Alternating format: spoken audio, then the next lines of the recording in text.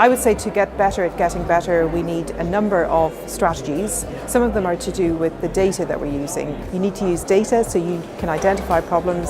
A second thing is to have solutions that are really based in evidence and that understand that most solutions have both a technical component and a social and emotional component. Third thing I think is to have all of the drivers in the system aligned. So you're not trying to ask people to do improvement work that isn't aligned with the other incentives in the system.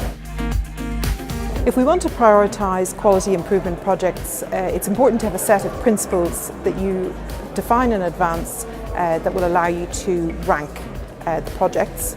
Things that I would see as really important once you have decided on those principles are tackling what I call the stones in the shoes. So reducing frustration, improving processes and systems that are not geared towards facilitating care.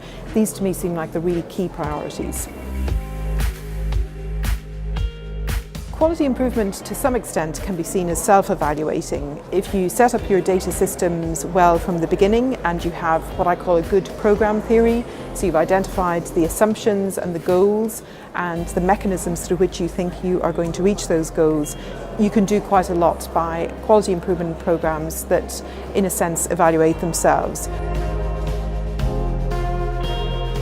It's really important that we're sharing the successes and the failures of learning in the area. There's a lot of work to do to figure out how we do the sharing. There's an awful lot of reinvention of wheels going on. So I think some of it is going to be about creating networks and communities of people who are working on the same kinds of problems. Some of it is about much better curation, and some of it is probably about having new ways of communicating that aren't all dusty academic journal reports, but aren't all simply talking either. I think we can get to new ways of sharing information, new ways of representing and using visual images to communicate what works and what doesn't.